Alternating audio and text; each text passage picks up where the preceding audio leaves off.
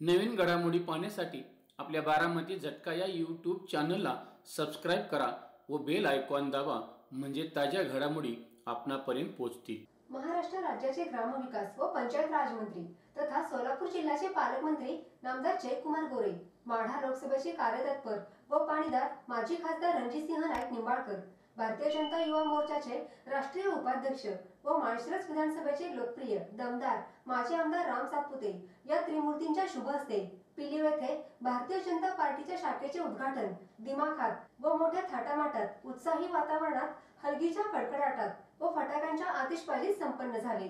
भारतीय जनता पार्टीची पिलीव शाखा भारतीय जनता पार्टीचे विशेष निमंत्रित प्रांतिक सदस्य तथा माळशिरस नगर पंचायतीचे माजी नगराध्यक्ष डॉक्टर अप्पासाहेब देशमुख, जिल्हा परिषदेचे माजी सदस्य गणेश पाटील व भाजपचे माळशिरस तालुका अध्यक्ष ॲडव्होकेट शरद मदने यांच्या मार्गदर्शनाखाली संपन्न झाले। या शाखेचे अध्यक्ष बाजीराव जाधव, उपाध्यक्ष प्रदीप चौबे, कार्याध्यक्ष ओंकार जोशी, सरचिटणीस बापू खरात, सचिव फिरोज शेख, खजिनदार संतोष करडे, संघटक प्रवीण माने, सहसंघटक सूरज लोखंडे अशी कार्यकारिणी आहे। त्रिमूर्ती लोकप्रतिनिधींच्या शुभ हस्ते शाखेचे उद्घाटन झाल्यानंतर जाहीर प्रवेश व नागरिक सत्कार सोहळा आंधळकर चौकामध्ये आयोजित करण्यात आला होता।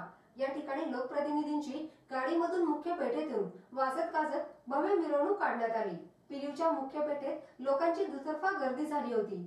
मान्यवरांचे आगमन व्यासपीठावर झाल्यानंतर उपस्थित जनसमुदायाने टाळ्यांच्या गजरामध्ये स्वागत केले। यावेळी व्यासपीठावर पालकमंत्री नामदार जयकुमार गोरे, माजी खासदार रणजितसिंह नाईक निंबाळकर, माजी आमदार राम सातपुते, भाजपचे सोलापूर जिल्हा ग्रामीण अध्यक्ष चेतनसिंह केदार सावंत, भाजपचे विशेष निमंत्रित प्रांतिक सदस्य तथा माळशिरस नगर पंचायतीचे माजी नगराध्यक्ष डॉक्टर अप्पासाहेब देशमुख, दी सासवडमाळी शुगर फॅक्टरीचे चेअरमन रंजनभाऊ गिरमे, अकलूज कृषी उत्पन्न बाजार समितीचे संचालक व नातेपुते नगर पंचायतीचे विद्यमान नगरसेवक, ज्येष्ठ नेते भानुदास राऊत, शिवप्रसाद उद्योग समूहाचे उद्योजक शरद बापू मोरे, भाजपा किसान मोर्चाचे प्रदेश सचिव सोपान काका नारनवर, भाजपचे कार्यकारिणी सदस्य के पाटील, भाजपा किसान मोर्चाचे जिल्हाध्यक्ष बाळासाहेब सरगर, तालुका अध्यक्ष ॲडव्होकेट शरद मदने, युवा मोर्चाचे जिल्हाध्यक्ष शिवराज पुकळे, युवा मोर्चा जिल्हा सरचिटणीस स्वप्नील कुमार राऊत, करमाळ्याचे नेते महेशराव चिवटे, राहुल पद्मन, संजय देशमुख, बाळासाहेब वावरे, अकलूज शहराध्यक्ष महादेव कावळे, डॉक्टर निलेश ननवरे, पिलीवचे ज्येष्ठ नेते प्रकाश घाटे, गणेश पाटील, नितीन मोहिते, अरुणसिंग बापू जामदार, मौला मुलानी, राहुल मदने, प्रवीण वाघमारे, डॉक्टर निलेश कांबळे, दीपक जाधव, प्रवीण माने, अण्णा दणाने आदी मान्यवरांसह पिलीव परिसरातील ग्रामस्थ व भाजपचे पदाधिकारी मोठ्या संख्येने उपस्थित होते।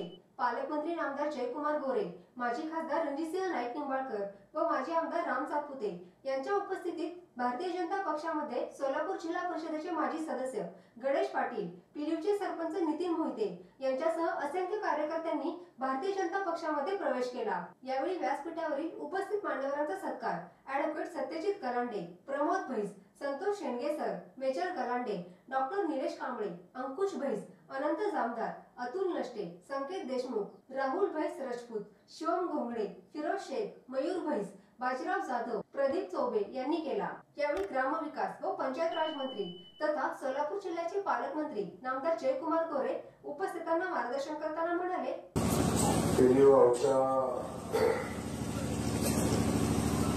आणि परिसराच्या ग्रामस्थांच्या वतीने या ठिकाणी होत असलेला हा भव्य दिव्य कार्यक्रम मला गावात येईपर्यंत कार्यक्रम काय आहे तसं फार माहिती नव्हतं।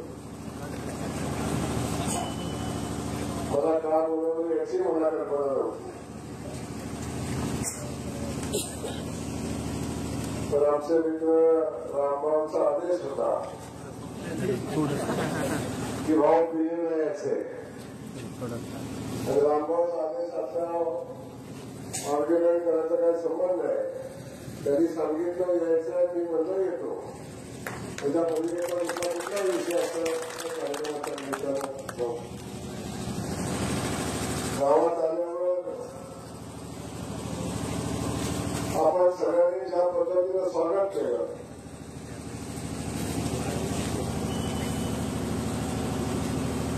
जनतेचा एवढा मोठा प्रचंड असा प्रतिसाद पाहिला,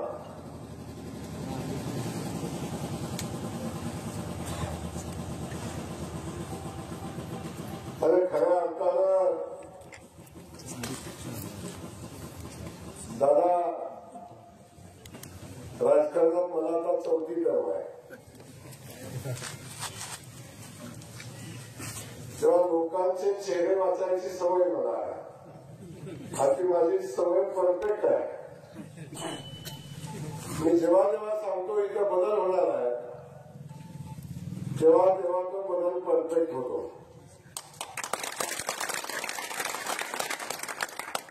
लोकांच्या भावना बघितल्या, ज्या उत्स्फूर्तपणे माझं स्वागत केलं, आमच्या सगळ्या सहकाऱ्यांचं स्वागत केलं, रणजित दादांचं स्वागत केलं आणि पेरीव गावात आल्यानंतर स्वागत केल्यानंतर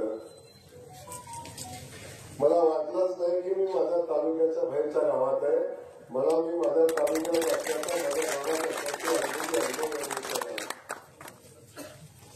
आपल्या लोकांचं प्रेम मनापासून माझ्यावरती प्रेम, दादांच्यावरती प्रेम, सातपुते साहेबांच्या तर काही विषय सोडून द्या, मनापासून प्रेम करणारी माणसं या गावामध्ये आहेत.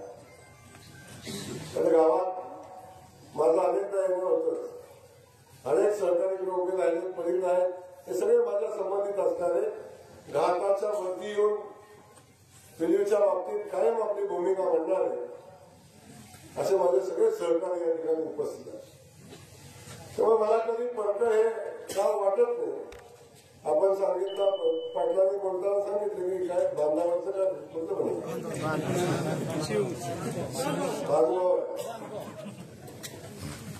आपण बांध मध्ये नसणारे भाव आहे. कारण बांधावं भांडण होतं तेव्हा आणि म्हणून आपण बांधच ठेवायचं नाही मध्ये. आपला नात्या बांधाच्या पलीकडचा अशा कार्यक्रमाला येत असताना मला मनापासून आनंद होतो. माझ्या सत्काराचा समारंभ आपण या ठिकाणी ठेवला होता. मी आल्याला सांगितलं की माझ्या वडिलांचं निधन झालं, अजून 1 महिना व्हायचा, सत्कार घ्यायचा नाही, पण तरी पण हात लावला तुम्ही. परंतु शेवटी आत्मीयतेने केलेला सत्कार म्हणून मी मनोभावे आपल्या सगळ्यांचा सत्कार या ठिकाणी स्वीकारतो. आणि स्वीकार असताना माझा एक शब्द आहे की मान तालुक्यातल्या कुठल्याही गावातून पिलीमध्ये कुठलाही फरक कधी करणार नाही. जे प्रेम सगळ्या मान गटाच्या मातीसाठी, तेच प्रेम या पिलीव गावासाठी, या परिसरासाठी कायमचे आहे. तुमच्या माझ्या सगळ्याचं खास करून या तालुक्याचं नशीब आहे. अनेक वर्षापासून आपण बघितलं असेल, जसा मी आमदार झाले तेव्हापासून, त्याच्या अगोदरचा इतिहास तुम्हाला सगळ्यांना माहिती आहे, पण तेव्हापासून आपण बघताय की या भागामध्ये काम करत असताना या गावानं किंबहुना दादा मी तुमच्या खासदारकीला बारकाईने हा मतदारसंघ गेलो, दिल्लीमध्ये पण आलो, मला वस्तीवर पण गेलो. अजून थोडा मला वेळ मिळाला असता तर आणखीन काय घडलं असतं. पण इथल्या लोकांची मानसिकता मी बघितलेली आहे आणि त्या लोकांचं आमचे मित्र रामभाऊ बद्दल असलेलं प्रेम मी बघितलेलं आहे. लोक गावागावात सांगायची की असा आमदार कधी आम्ही बघितला नाही.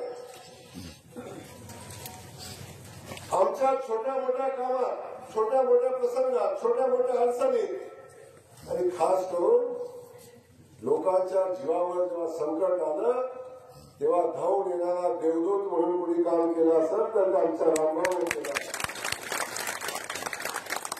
अशा पद्धतीचं उमदं नेतृत्व आपल्या तालुक्याला मिळालं आणि या तालुक्याला आमदार काय असतं हे कळालं.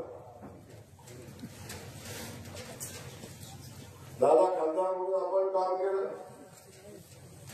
आणि मी अनेक खासदार बघितले. एक निवडणूक झाली की दुसरी निवडणूक, मध्ये आधी खासदाराचा काय संबंधच आहे आणि आला तर जेवायला दुसरा काय संबंधच आहे.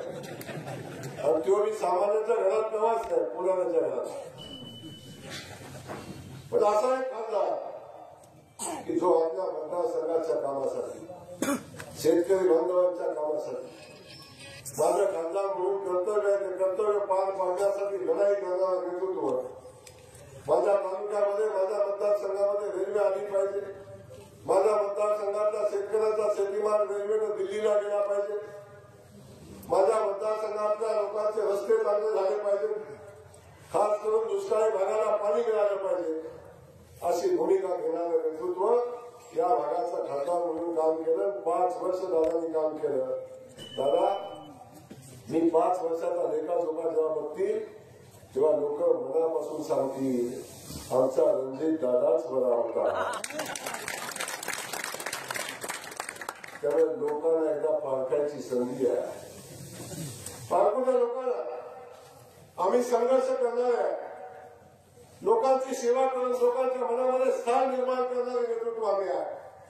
तेव्हा 5 वर्ष दादांनी केलेलं काम आणि आता 5 वर्षात होणारं काम जेव्हा तुलना होईल तेव्हा लोक ठरवतील या माल्याचा खासदार पुन्हा कोण असेल ते लोक ठरवतील. म्हणून मला मनापासून आपल्याला सांगायचं, शिंगोर्णी असेल, बचेरी असेल, पिलीव असेल, या भागातल्या 22 गावाच्या पाण्याचा प्रश्न असेल. दादा इथं आल्यावर मला पहिल्यांदा वाटलं तर एवढं मोठं नेतृत्व इथं झालं, एवढी लोक इथून निवडून गेली. पण असं असताना सुद्धा अरे माळशिरस तालुक्यातल्या 100% गावांचा शेतीचा पाण्याचा प्रश्न सुटला नाही. या भागात मी जेव्हा फिरत होतो भाऊ सांगत होते, अहो तुमच्या तालुक्यातला पाण्याचा प्रश्न सुटत आला, एवढ्या दुष्काळी भागात पाणी आणलं. भाऊ काही करा, फक्त डोंगराच्या खाली पाणी सोडलं तर आमचा सगळा भाग पाण्याखाली. भाऊ काही करा, पण आमच्या भागाला पाणी द्या. अशा पद्धतीची मागणी करणारा शेतकरी बांधव, व्याकुळतेने सांगणारा शेतकरी बांधव मी बघितला. आणि भाऊ मनापासून मला दुःख झालं, वेदनाही झाल्या. अरे आमचं समजून घेतो की ज्या दुष्काळी तालुक्यात प्रचंड अडचण होती पण तिथं तसं नेतृत्व निर्माण झालं नव्हतं. त्या भागात पाणी पोहोचलं नव्हतं ना, कोणी द्यायचा प्रयत्न केला होता. पण इथं तर सगळंच होतं.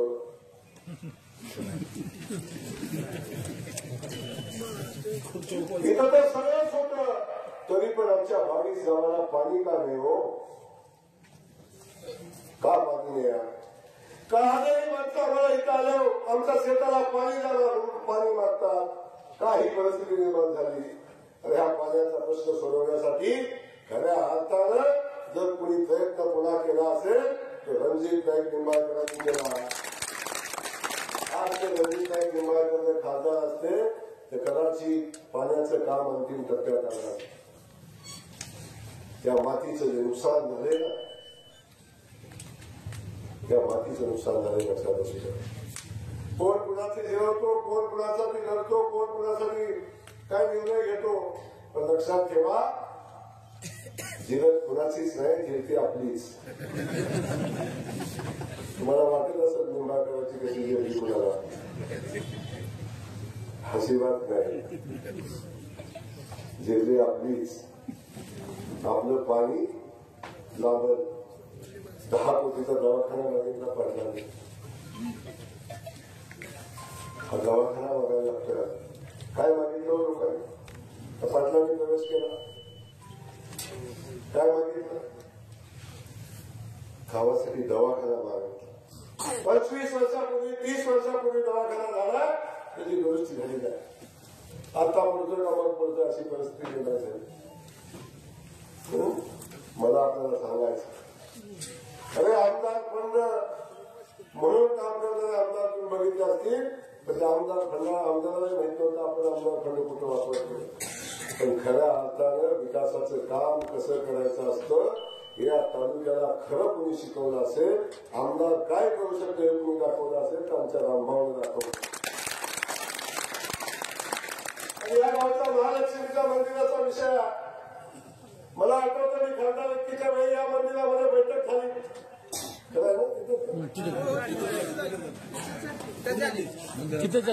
पिढ्याचं बघितलं त्या मंदिरामध्ये अनेक लोकांनी मंदिराचे देवाचे महालक्ष्मीचे आशीर्वाद घेतले. पण जाताना त्या लक्ष्मीच्या पदरात काय टाकावं असं कधी नाही वाटलं. कधी या देवस्थानच्या विकासाचं काम कधी नाही झालं. आणि त्या देवस्थानच्या विकास कामासाठी आमच्या रामभाऊने 2 कोटी रुपयाचा निधी आणला. गावाची छोटी मोठी कामं असतील, गावातले छोटे मोठे विषय असतील,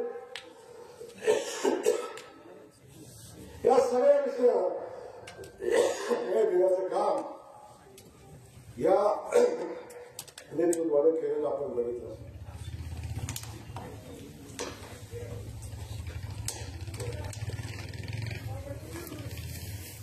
म्हणून हा एवढा मोठा जनसमुदाय एका छोट्या मोठ्या कार्यक्रमाला येतो. या बाजूचा रस्ता फुललाय, या बाजूचा रस्ता भरलाय आणि दोन्ही बाजूच्या रस्त्याच्या दुकानाच्या पायरी जागा नाही, दुकानात माणसं आहे. आणि तेवढं बघितलं पण वर छतावर पण माणसं आहे.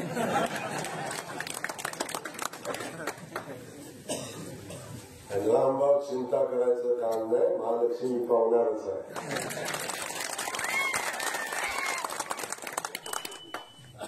कुणी काय म्हणायचं ते म्हणू द्या, पण आपल्या पाठीशी भारतीय जनता पार्टी आहे.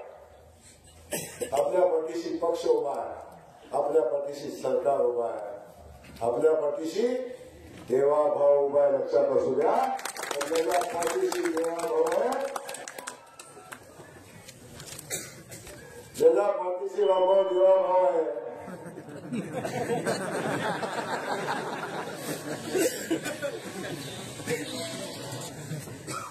मग कोणी किती फोटो काढू दे, काय फरक पडेल.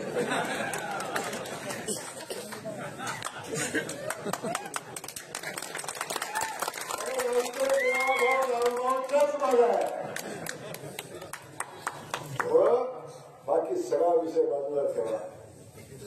सुदैवाने तुमच्या समोर आज जयकुमार गोरे उभा. तुम्ही मंत्री म्हणताय, पालकमंत्री म्हणताय, आणखी काय म्हणताय, तर तुमच्या पुढे उभा असलेला जयकुमार एका सामान्य शेतकऱ्याचा, सामान्य रेशनिंग दुकानदाराचा पोरगा आहे. हे प्रचंड मेहनतीनं कष्टानं दुष्काळी भागातला एक साधा युवक आमच्या दुष्काळी लोकांच्या समोर गेला आणि लोकांना विश्वास दिला, मनापासून काम केलं, मनापासून ताकदीनं दुष्काळ हटवण्याच्या दृष्टीनं प्रयत्न केले. आज तुम्ही बघताय अख्खा जिल्हा, अख्खा राज्य जयकुमार गोरेला अडवायला रोज सकाळ संध्याकाळी नदीच्या बाजूला जाऊन पूजा घालते, काळ्या भावल्या लावते.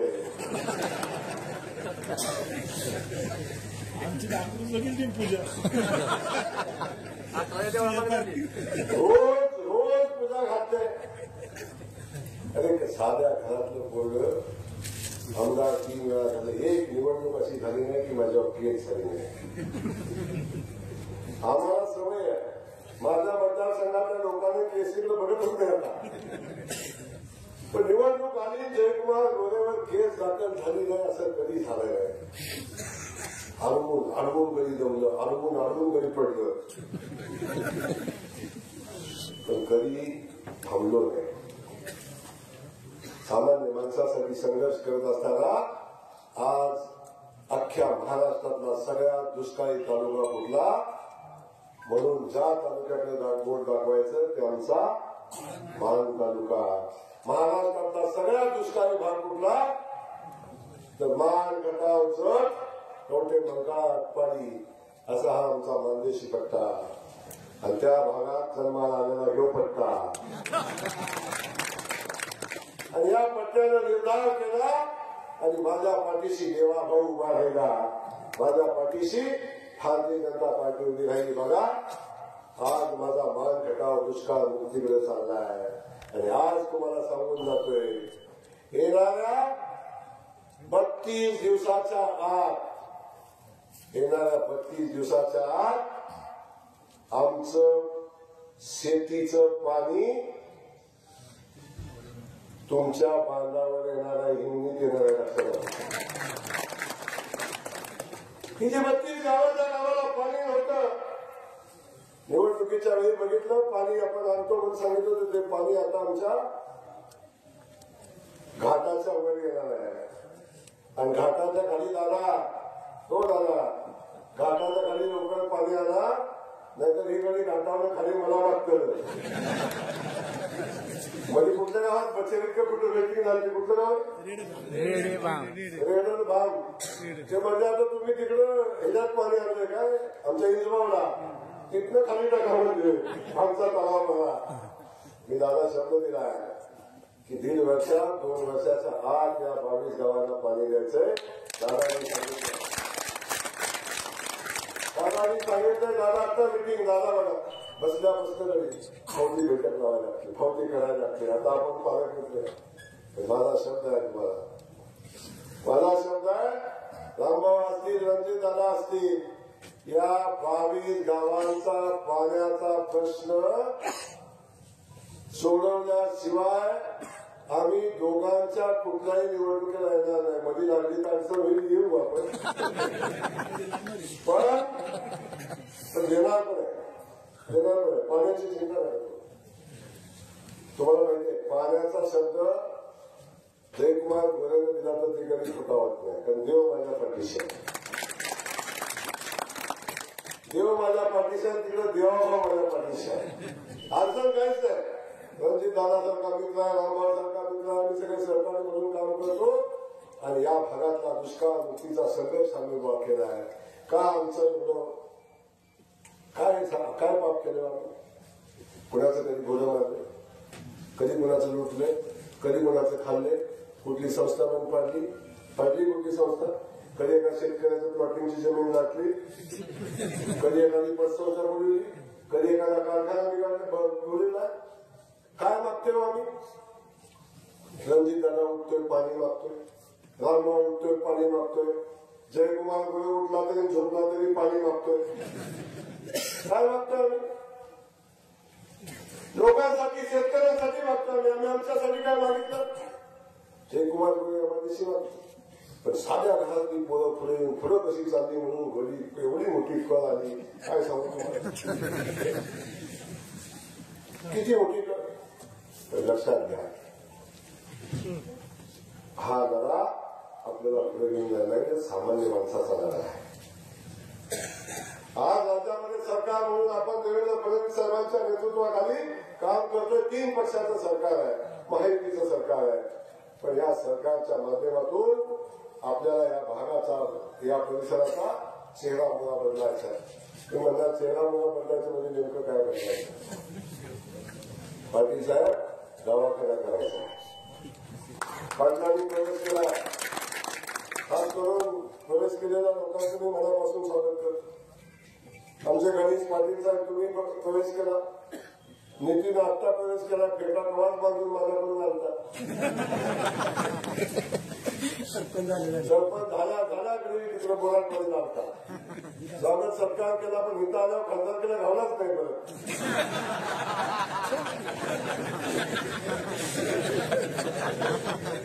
महादेव जनक आमचे कोणत्या प्रजांना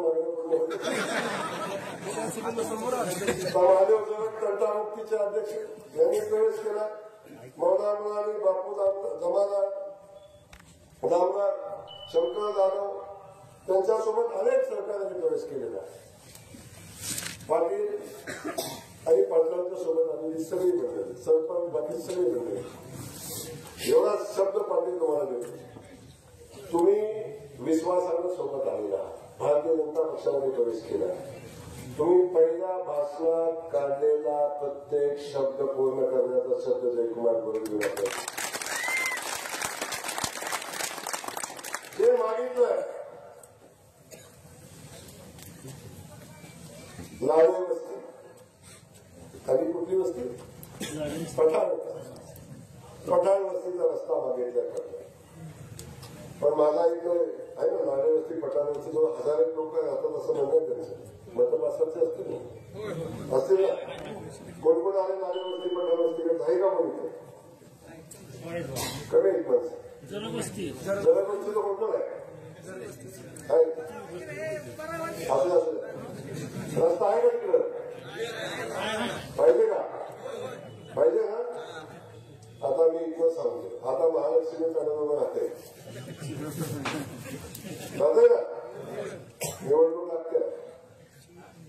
इथल्या सीटा सगळ्या निवडून रस्ता जयकुमार गोरे सोडा.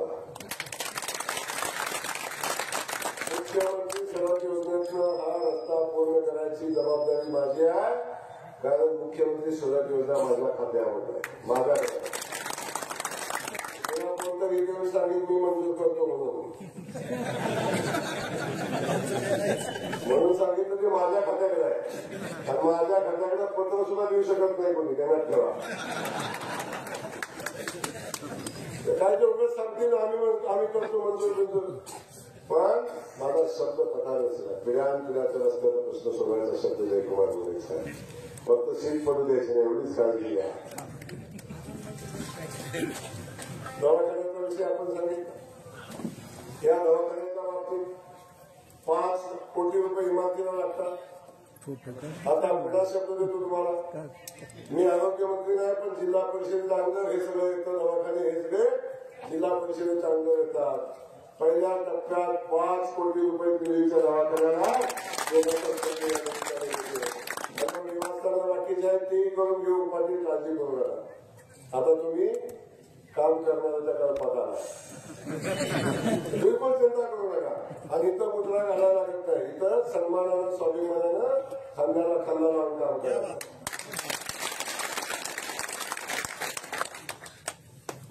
तर तो एक विषय आहे. इथं नॅशनल बँक एक झाली पाहिजे म्हणून एक मागणी आहे. नॅशनल बँकेचं दादाला नस करतं माझ्यापेक्षा. बाबा दादा, आपण त्या बँकेची शाखा आपल्याला आणायची आहे, आणि आपण दादानी कुठल्याही नॅशनल बँकेत सांगितलं त्याचं अकाउंट एवढं मोठं आहे, आणि एकमेव अकाउंट आहे साखर कारखानदाराचं, की एकही दिवस कधी ते अकाउंट एनपीएस गेलेलं नाही. नाहीतर तुमच्या तालुक्यात सगळं एनपीएस आहे, सगळं थकीत सगळं थकबाकी. दादानी 31 रुपये दर दिलाय ना उसने, पण एकमेव कारखान्याचं अकाउंटला जे कधी थकलं नाही, सर्वात जास्त दर दिला आणि सगळ्यात जास्त दर देणारा कारखाना. या सगळ्या गोष्टी आहेत. त्यामुळं त्या बँकेचा एक विषय आणि दुसरा एक एसटी स्टँडचा विषय आहे. एसटी स्टँड एवढं मोठं गाव आहे, आणि या गावाला एसटी स्टँड असलं पाहिजे अशी सगळ्यांची मागणी आहे. आणि ते एसटी स्टँडची जागेचा विषय काहीतरी आहे. पशुसंवर्धनची जागा, कुणाची जागा? पशुसंवर्धनची जागा आपलीच आहे ना, काळजी करू नका, काढू मार्गा. गावाला एक सुसज्ज असं बस स्टँड बांधायचं आपल्याला, आणि आता काळजी करायचं काम नाही. मी पालकमंत्री पण आहे, किती भावल्या बांधल्या तरी झाल्या, आणि किती बघितलं नाही. आता वाचतं ना पेपर, आज एक वाचला असेल का, परवा दिवशी एक वाचला असेल. काय सारे नमुने माझ्या मागे असतात, पण माझ्या बापाचं तरी माझ्या मागे राहायचं काय, त्या विषयात जात नाही. सर सोडून द्या, हे लक्षात ठेवा. किती अडवया, किती थांबा, किती थांबायचा प्रयत्न करा, किती भावल्या बांधा, पण जोपर्यंत जयकुमार गोरेच्या पाठीशी जनता आणि माझ्या माता माऊली आहेत, तोपर्यंत जयकुमार गोरेचं तुम्ही काही वापर करू शकत नाही.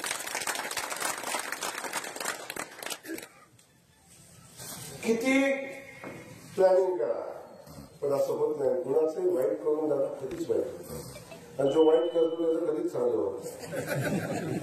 मला माहितीये मी कुणाच्या नादाला लागत नाही, माझ्या नादाला कोणी लागायचं